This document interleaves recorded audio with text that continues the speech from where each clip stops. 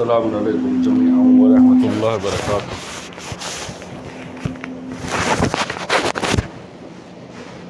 بسم اللہ الرحمن الرحیم۔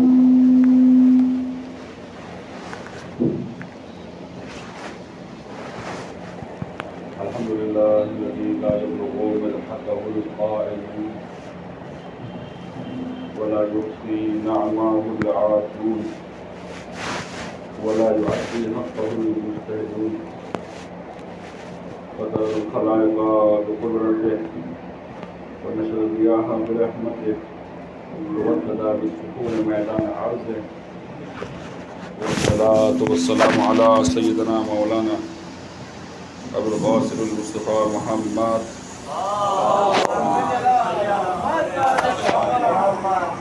وآله الطيبين الطاهرين المعصومين الذين أذهب الله عنهم الرجس وطهرهم تطهيرا، أما بعد فقد قال الله تبارك وتعالى في كتابه المبين وهو أصدق الصادقين وقوله الحق. بسم الله الرحمن الرحيم. إن الدين عند الله الإسلام. صلوات الله محمد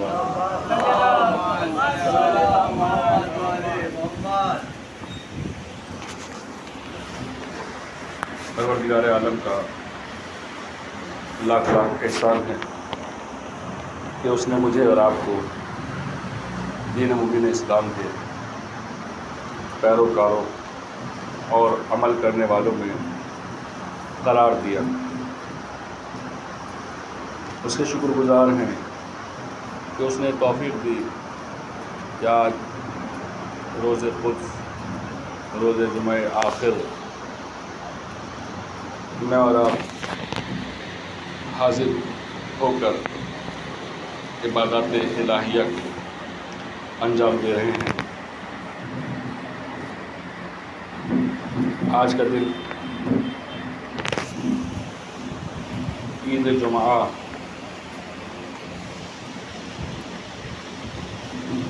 اور آج کے دن کی بہت اہم مناسبت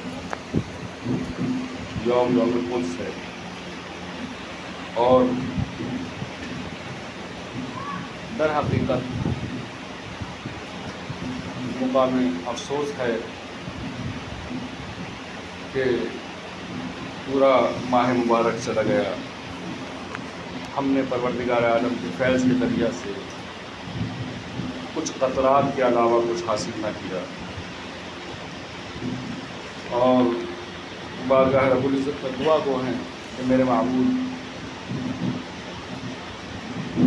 ہمیں توفیق دے کہ جو کچھ ہم نے اب تک رمضان میں حاصل نہ کیا وہ تیری بارگاہ سے اب حاصل کر لیں۔ جمعۃ الوداع میں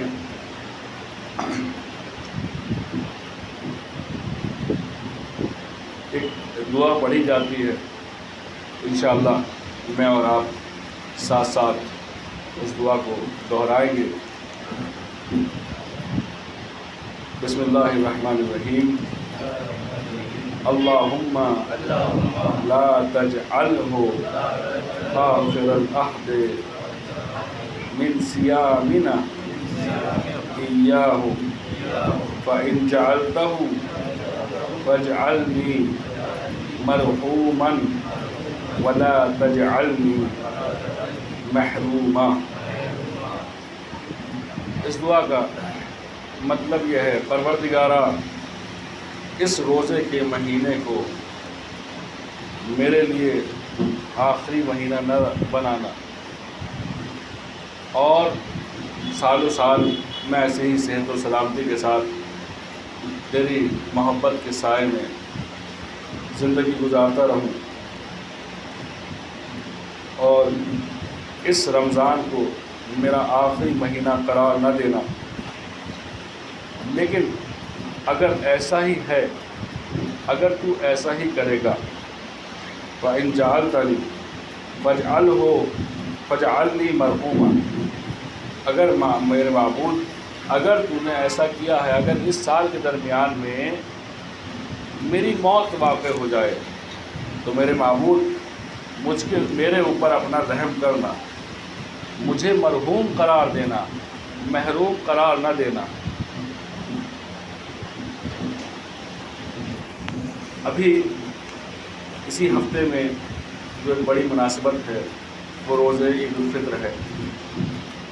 بندہ مومن کے اوپر لازم ہوتا ہے کہ وہ اپنے گھر کے ہر شخص کے بدلے، اس کے روزوں کے بدلے 3 کلو گیہوں، جوں یا جو کچھ بھی وہ کھاتا ہو وہ یا اس کی قیمت ادا کرے۔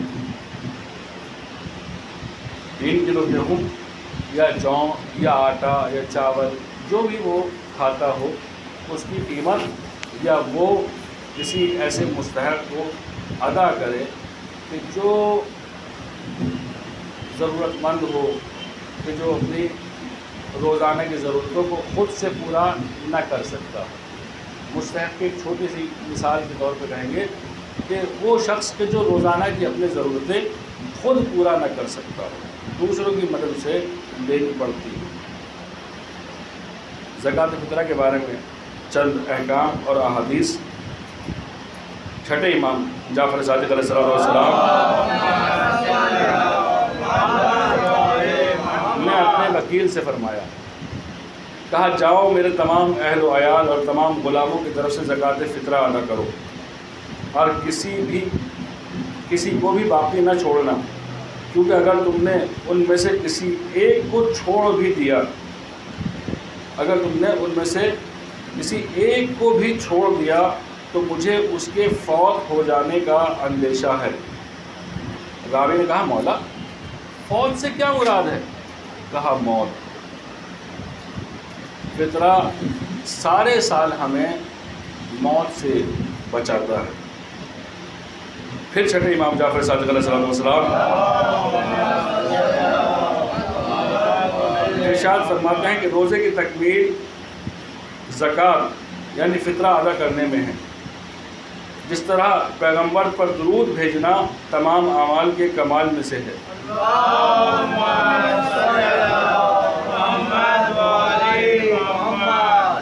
جب انہی امام سے قد افلح من تزکا کی تفصیل پوچھی گئی تو آپ نے فرمایا من اخرج الفطرہ، بس جو کامیاب ہو گیا، اس نے تزکیہ نفس کیا، اس شخص کو حاصل ہوا کہ جس نے فطرہ نکالا اور اس کو فرض کیا اپنے اوپر۔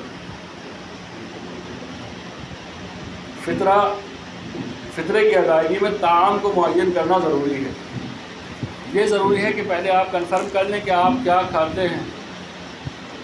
عموماً ذہن میں ہوتا ہے، لیکن یہ کنفرم کر لیں کہ آپ چاول کا فطرہ نکال رہے ہیں یا آٹے کا فطرہ نکال رہے ہیں۔ پھر ہم نے پہلے بھی اس بات کو عرض کیا تھا، شاید پچھلے جمعے جب بھی شاید دروس کے درمیان میں، کہ جو جس قیمت کا چاول کھاتا ہو وہ اس قیمت کے چاول کا فطرہ نکالے گا، جو جس قیمت کا آٹا کھاتا ہو وہ اس قیمت کے آٹے کا فطرہ نکالے گا۔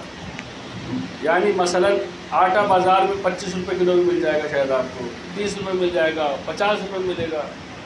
اب آپ کے گھر میں جو آتا ہے آپ نہ کہیں کہ نہیں وہ 25 روپے والا بھی ملتا ہے تو ہم 3 کلو کا نکال دیں گے جناب 75 روپے نکل جائے گا، نہیں، ایسے نہیں ہوگا۔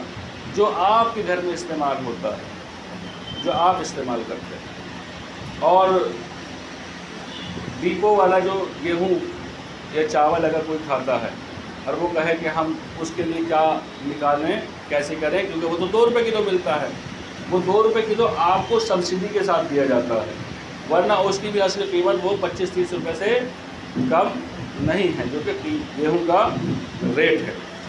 تو یاد رکھیں جو کھاتا ہو، گیہوں کھاتا ہو گیہوں کا فطرہ نکالے گا، آٹا کھاتا ہو آٹے کا فطرہ نکالے گا، زیادہ اس کی غذا میں چاول ہو اس کا نکالے گا، اور اگر مکس ہو اس کی غذا چاول بھی ہو اور روٹی بھی ہو تو وہ اس کا فطرہ نکالے گا۔ آج کے ریٹ سے نکالے گا، اس ریٹ سے نہیں کہ جس سے جب اس نے خریدا تھا۔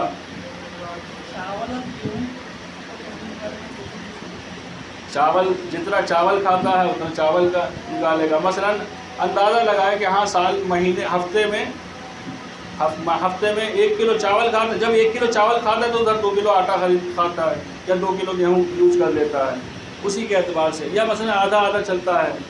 تو اس سب چیز کے اندر دقیق نگاہ کی ضرورت ہے.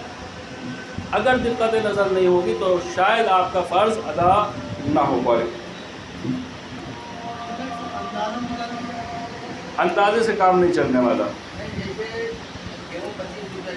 جی جی اگر آپ وہی 25 اور 30 روپے والا کھاتے ہیں تب اس 25 والے کا نکلے گا. جی جی وہ اگر زیادہ نکالیں تو کوئی بات نہیں ہے، لیکن کسی بھی حال میں کم نہیں ہونا چاہیے. جی نہیں، ایسے اندازہ نہیں ہو سکتا، آپ کو قیمت طے کرنی پڑے گی. اسی لیے کہہ رہے ہیں کہ پہلے جو ہے اس جنس کو معین کرنا ہوگا کہ آپ چاول نکال رہے ہیں یا آٹا نکال رہے ہیں.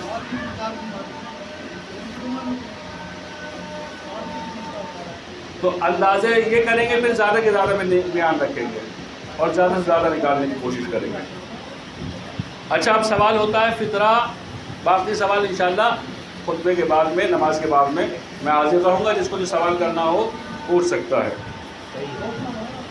نہ خطبے کے درمیان بات کرنا مکروہ ہے، اس کے بعد میں آپ بات کر سکتے ہیں. جو بھی آپ بات کریں، جو پوچھنا مجھ سے پوچھیے گا، میں حاضر ہوں.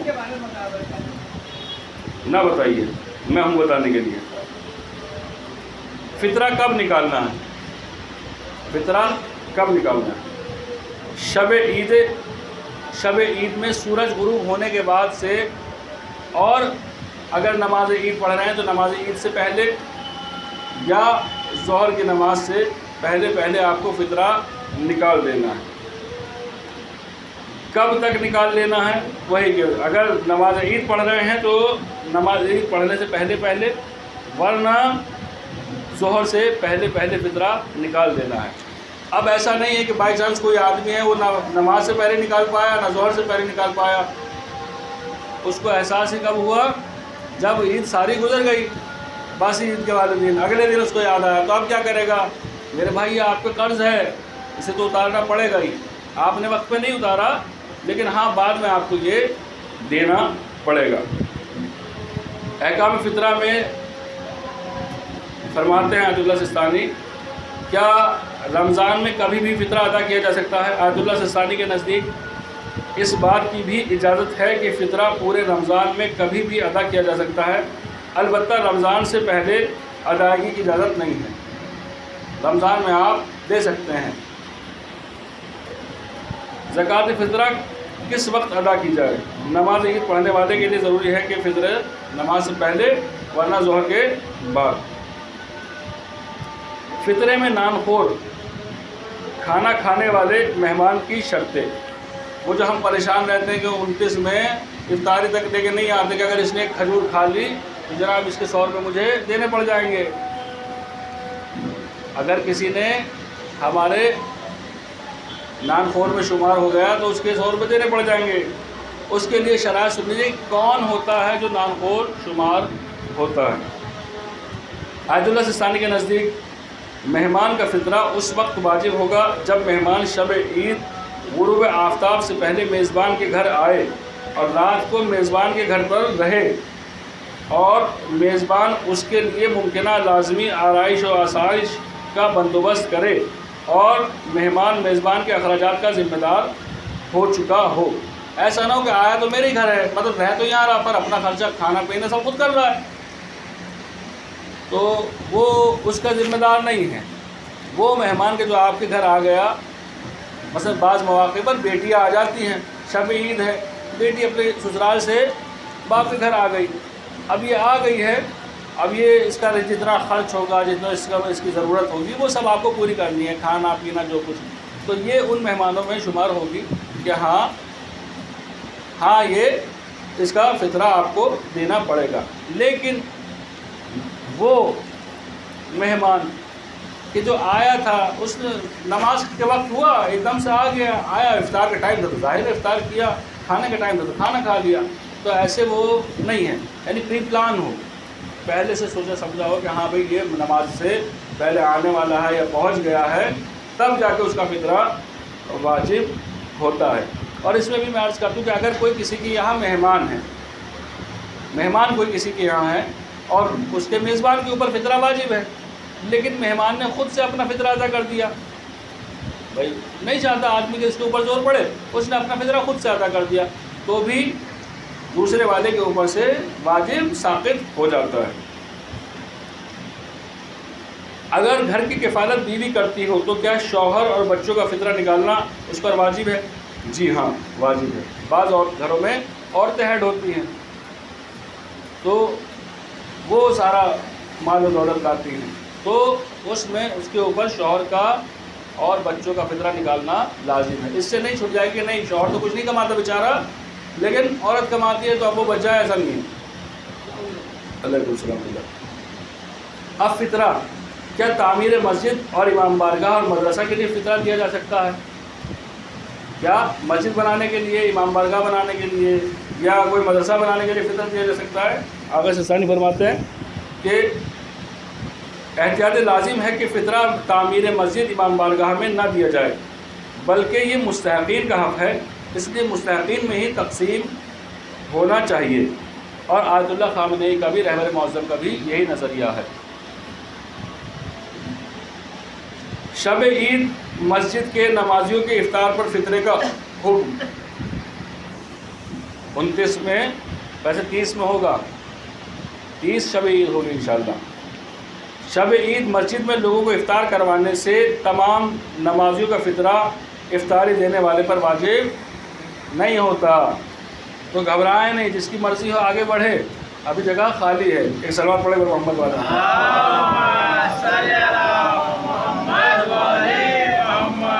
اب ایک لڑکی کا نکاح ہو گیا،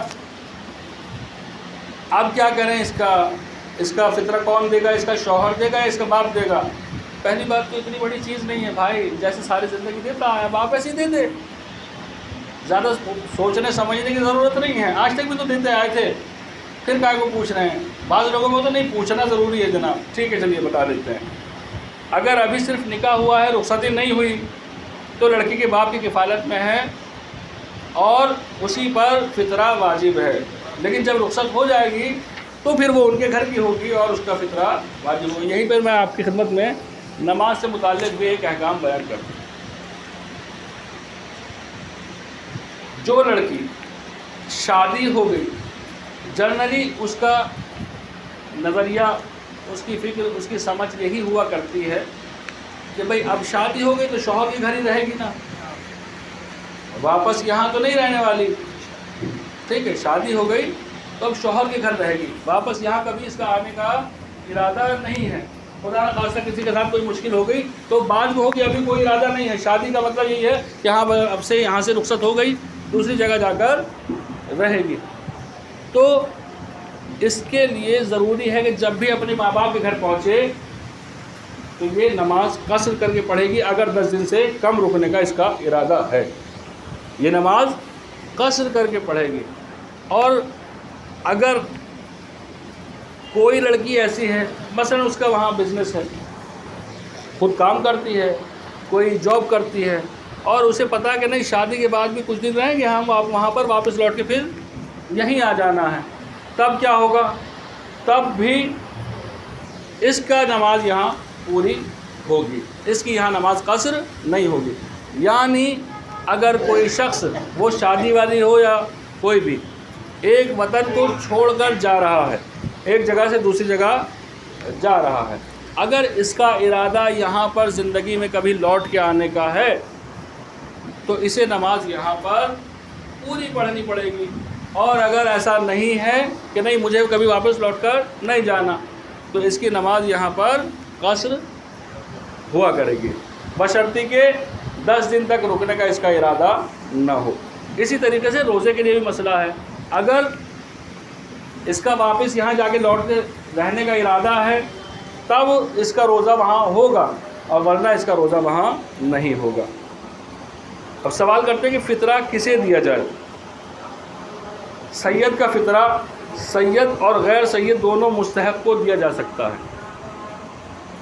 سید کا فطرہ سید اور غیر سید دونوں مستحقین کو دیا جا سکتا ہے، لیکن غیر سید کا فطرہ صرف غیر سید کو ہی دیا جا سکتا ہے، وہ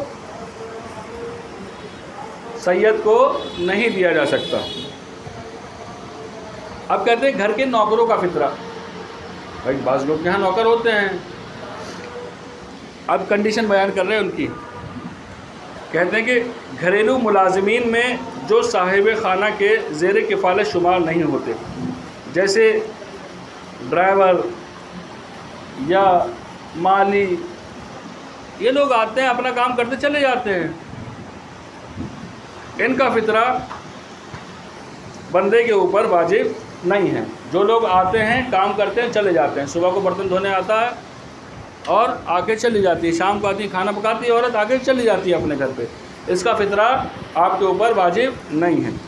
لیکن اگر کوئی آئے اور وہیں رہتا ہو ہمیشہ، آپ ایک نوکر لے آئے کہیں سے اور وہ ہمیشہ آپ ہی گھر میں رہتا ہے، یہیں کھاتا ہے، یہیں پیتا ہے، یہیں سوتا ہے، تو اس کا فطرہ آپ کے اوپر واجب ہے، واجب ہے آپ کے اوپر۔ یہ نہ سوچے کہ نوکر ہے تو ہم نہیں نکالنے، کوئی ضرورت نہیں ہے، یہ نہیں سوچے نوکر ہے اس کے فطرے کی کیا ضرورت ہے، نہیں، ضرورت ہے، یہ آپ کے اوپر واجب ہے کہ آپ اس کا فطرہ نکالیں، اور نہیں نکالا تو گناہگار ہیں۔ میزبان اور مہمان کے فطرے میں مشکوک مقامات، وہ مشکوک مقامات کہ جہاں معلوم نہ ہو کہ فطرہ میزبان کے ذمے ہے یا مہمان کے ذمے، وہاں اگر ان میں سے کوئی ایک شخص بھی دوسرے کی جائز سے فطرہ نکال دے تو حقیقت میں زکوٰۃ فطرہ جس کے ذمے تھی اس کی نیت سے دے دے تو یہ کافی ہے۔ مجھے نہیں پتہ کہ آج آپ کے گھر ہے فطرہ، مجھ پہ میں کھانا کھا رہا ہوں، آپ کے اوپر واجب ہے یا مجھ پر، میں نے کہا بھائی ہم دونوں کا کچھ پتہ نہیں چل رہا کس کے اوپر واجب ہے، ٹھیک ہے آپ کی اجازت سے، آپ ہی کی طرف سے، یا اگر میری طرف سے ہے تو میں اسے نکال دیتا ہوں اور فطرہ ہمارے اوپر سے ادا ہو جائے۔ فطرہ مستحق تک پہنچانا زیادہ افضل ہے یا حاکم شرع ہے؟ احتیاط مستحب اور افضل یہ ہے کہ حاکم شرع یا اس کے نمائندے تک پہنچایا جائے، حاکم شرع یا اس کے نمائندے تک پہنچایا جائے۔ اچھا بعض جگہ مجھے نہیں پتہ یہاں ہے نہیں ہے، بعض جگہ پہ ہوتا ہے امام زمانہ کا فطرہ نکالتے ہیں،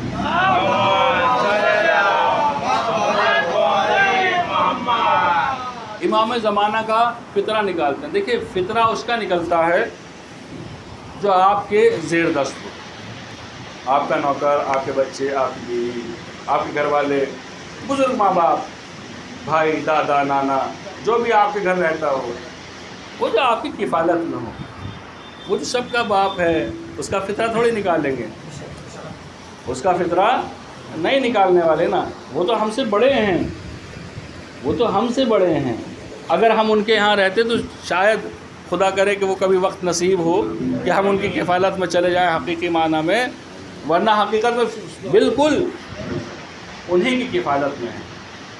امام زمانہ علیہ الصلوۃ والسلام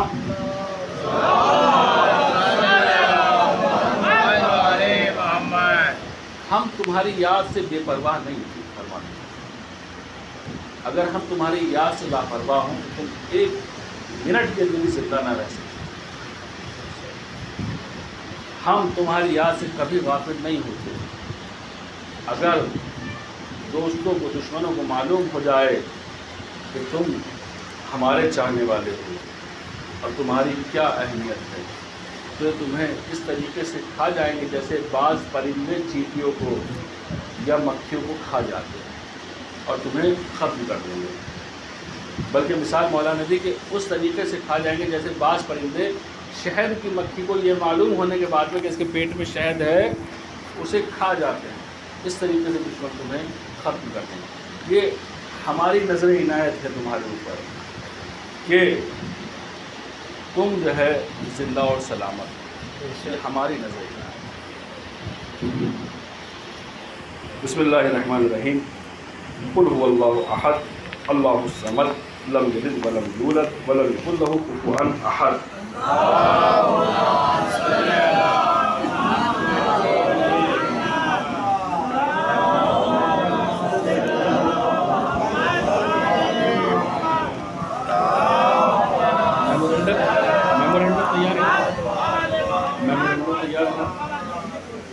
ہے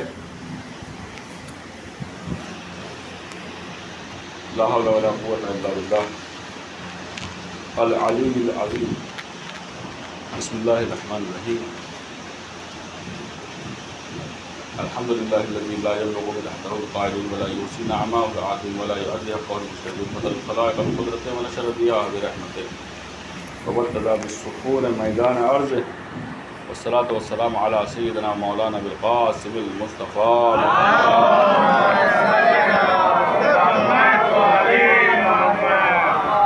وآلہ الطیبین الطاہرین۔ اما بعد ان الدین عند اللہ الاسلام۔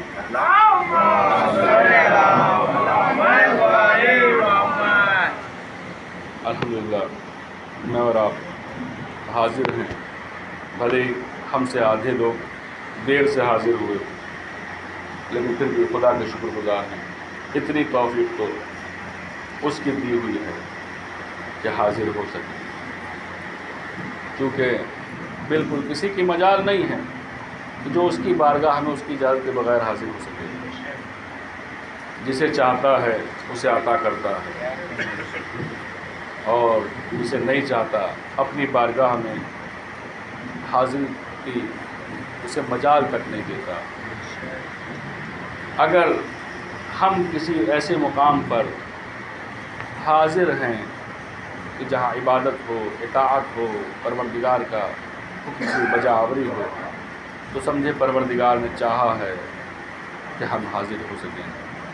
اور اگر چاہ کر بھی آپ کسی مقام پر حاضر نہیں ہو پا رہے تو روایت یہ کہتی ہے کہ اپنے غذا میں، اپنے کھانے میں، اپنی زندگی میں انسان کو غور و فکر کرنا چاہیے کہ کون سی ایسی چیز تھی کہ جس کی وجہ سے میں بارگاہ رب العزت میں حاضر ہونے سے محروم ہو گیا۔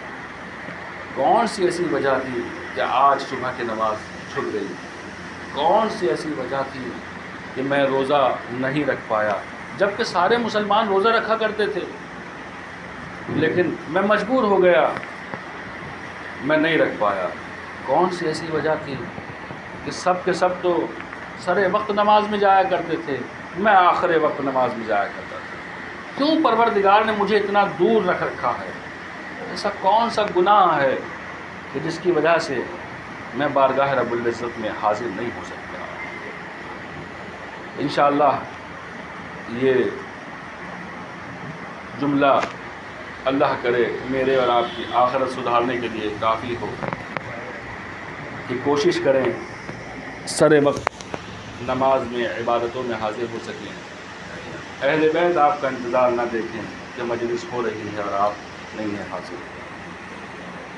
آج کا دن آخری جمعہ، اور پروردگار سے اس میں ہماری یہ دعا کہ پروردگارہ آج اس رمضان کو ہمارے لیے آخری رمضان قرار نہ دینا، بلکہ میرے معبود ہمیں اور سالوں میں بھی ایسے ہی زندہ و سلامت رکھنا جیسا کہ تو نے ان سالوں میں رکھا۔ اور میرے معبود اگر اس سال کے درمیان میں میری موت واقع ہو جائے تو مجھ پر رحم کرنا، ایسا نہ ہو کہ میں محروم رہ جاؤں تیرے رحم سے۔ مناسبت آج کی خاص یوم قدس ہے، میرا اور آپ کا فریضہ ہے کہ قبلہ اول مسجد اقصیٰ کے لیے ہم کھڑے ہوں۔ اگر کچھ نہ صحیح تو انشاءاللہ نماز جمعہ کے بعد میں مجلس ہے، مجلس کے بعد یہیں پر آپ کھڑے ہو کر چند وقت کے لیے کچھ فوٹوز، کچھ باتیں، کچھ فکر، کچھ سوچ مسجد اقصیٰ کے لیے کر لیں تو وہی شاید بارگاہ رب العزت میں میری اور آپ کی نجات کا باعث بن سکے۔ انشاءاللہ میمورنڈم ایک تیار کیا جا رہا ہے کہ جو بھارت سرکار کو اس چیز کے لیے دیا جائے گا کہ اسرائیل کا قبضہ فلسطین کے اوپر جارحانہ اور ظالمانہ ہے۔ ناحق انہوں نے مسجد اقصیٰ کے اوپر قبضہ کر رکھا ہے اور اس قبضے کو ہم کنڈم کرتے ہیں۔ امام خمینی رحمۃ اللہ علیہ نے 1979 میں ایک تقریر فرمائی خطبہ جمعہ فرمایا کہ جس میں آپ نے ارشاد فرمایا کہ مسلمانوں کو چاہیے کہ رمضان المبارک کے آخری جمعے کو یوم قدس قرار دے، اور اس دن کو تمام مظلوموں کے لیے ظلم سے نجات کا دن قرار دیں، اور اس کے خلاف، ظلم کے خلاف آواز اٹھانے کا دن قرار دیں۔ چند اقتباسات آپ کے خطبے کے میں عرض کر دوں۔ امام خمینی رحمۃ اللہ علیہ فرماتے ہیں کہ یوم قدس اسلام کا دن ہے، جس نے اس دن کو منایا گویا اس نے اسلام پر عمل کیا، اور جس نے اس دن کو تقویت دی اس نے گویا اسلام کو قوت دی۔ یوم قدس اسلام کی حیات کا دن ہے، جس نے دن کو زندگی بخشی۔ کچھ بھی عمل، ایک نعرہ ہی لگا کے بھلے ہی ظالموں کے خلاف اس نے عمل کیا، لیکن اس نے گویا کہ اسلام کے لیے نعرہ لگایا ہے۔ ایک مرجع و فقیہ یہ بات کہہ رہا ہے، ایک عارف یہ بات کہہ رہا ہے کہ عام بات نہیں، اگر ایک جملہ بھی آپ یہاں پر بولتے ہیں تو بارگاہ رب العزت میں آپ کے لیے یہ بہترین قرار پانے والا ہے۔ یوم قدس ایسا دن ہے کہ جو یاد دلاتا ہے کہ اسلام زندہ کرنا ضروری ہے۔ یوم القدس وہ دن ہے کہ جس دن مظلوم قوموں کی تقدیر کا تعین ہونا چاہیے۔ یوم قدس ایک عالمی دن ہے، یہ دن صرف قدس کے لیے مخصوص نہیں ہے، یہ مظلوموں کے لیے مستقبلین کا مقابلہ کرنے کا دن ہے۔ یوم القدس جو لیلۃ القدر سے متصل ہے، اسے مسلمانوں میں دوبارہ زندہ کرنے اور ان کی بیداری اور ہوشیاری کا ذریعہ بننے کی ضرورت ہے۔ دنیا کے مسلمانوں کو یوم قدس کو تمام مسلمانوں بلکہ تمام دنیا کے مظلوموں کا دن بھی سمجھنا چاہیے۔ ہم صرف مسلمانوں کے لیے آواز نہیں اٹھاتے، جب دعا کرتے ہیں دنیا کے مظلوموں کے لیے دعا کرتے ہیں، پروردگارہ ہر مظلوم کی مدد کو پہنچ۔ یوم قدس جو کہ خدا بزرگ و برتر کا مہینہ ہے، اس مہینے کے آخری ایام ہیں، اس بات کا مستحق ہے کہ دنیا کے تمام مسلمان بڑے شیطانوں اور طاغوتی سپر پاورز کی غلامی سے آزاد ہو کر خدا لازوال کی طاقت میں شامل ہو جائیں۔ ہم سب کا فریضہ ہے کہ یوم قدس کو منائیں اور فلسطین اور دنیا کے تمام مظلوموں کے لیے آواز اٹھائیں۔ چند خبریں جو عالم اسلام کی ہیں آپ کی خدمت میں عرض کرنا ضروری سمجھتا ہوں۔ پچھلے جمعہ میں جب ہم اور آپ یہاں نماز میں حاضر تھے، اس وقت میں بھی مسجد اقصیٰ اسی جگہ پر کہ جہاں کے لیے یوم قدس منایا جاتا ہے، اسرائیل کی فوجوں نے عبادت کرنے والوں کے اوپر، نمازیوں کے اوپر حملہ کر دیا، بہت سے لوگوں کو شہید کیا گیا، بہت سے لوگوں کو زخمی کیا گیا۔ ادھر افغانستان کے حالات باقاعدہ خراب ہوتے جا رہے ہیں۔ اہل تشیع کے لیے نہ جانے کیا ان کا نظریہ ہے، تو کیوں دشمن ہو رہے ہیں ہمارے۔ کہ مزار شریف میں پھر دھماکہ ہوا، افغانستان کا ایک شہر ہے مزار شریف، وہاں پھر دھماکہ ہوا، پھر 19 لوگ شہید ہوئے، 13 سے زیادہ لوگ زخمی ہوئے۔ اور ادھر یہ جو پاکستان ہمارے پڑوس میں ملک بستا ہے، یہ جو ہم سے جدا ہو کر گیا ہے، اس ملعون ملک میں بھی جو کہ خود اپنے آپ کو جمہوریہ اسلامی پاکستان کہتا ہے، اس کا طریقہ کار دیکھیے۔ ابھی وہاں پر ایک آدمی کو نماز پڑھنے کی وجہ سے اس کے اوپر مقدمہ ہوا، نماز پڑھنے کی وجہ سے اس پہ مقدمہ کیا گیا۔ آخر کس لیے؟ کہاں ہے جمہوریہ اسلامی پاکستان؟ کیسا اسلامی ملک ہے وہ کہ جہاں نماز پڑھنے پر بھی مقدمے ہو رہے ہیں؟ ادھر سعودی عرب، اس کے لیے مسٹر بائیڈن کہتے ہیں، امریکہ کے راشٹرپتی، کہ وہ ایک دودھ دوہنے والی گائے ہیں، ہمیں اس کے پیسے کے علاوہ آگے کسی چیز سے مطلب نہیں۔ پروردگار عالم کی بارگاہ ہم دست بدعا ہوں، میرے معبود ہمارے اس قلیل سے عمل کو قبول فرمائے، ہمارے گناہ کبیرہ اور صغیرہ کو معاف فرمائے، مشکلات کو آسان فرمائے، پریشانیوں کو دور فرمائے۔ میرے معبود ہمارے ملک کو ترقی عنایت فرما، سلامتی عنایت فرما۔ میرے معبود جنت البقیع مسجد اقصیٰ کی آزادی کے موقع فراہم فرما۔ ایران، عراق، شام، لبنان، جہاں جہاں بھی مسلمان ہیں، جہاں جہاں بھی مظلوم ہیں، میرے معبود تجھ سے دعا ہے کہ ان سب کی مدد فرما۔ میرے معبود سب لوگوں کی حفاظت فرما۔ میرے معبود تجھے واسطہ شہداء کربلا اور اسیران کربلا کا ہمیں توفیق دے کہ اس ماہ رمضان کے آخر میں ان عبادات کو انجام دے سکے جو اب تک انجام نہ دے سکے۔ کسی کو توفیق ہو کہ ہم نماز شب شروع کر سکیں، توفیق ہو کہ نماز جماعت میں زیادہ سے زیادہ حاضر ہو سکیں۔ میرے معبود نیک اعمال کی توفیق عنایت فرما۔ امام زمانہ کے ظہور میں تعجیل فرما، ہم ان کے اعمال انصار میں شامل فرما۔ بسم اللہ الرحمن الرحیم۔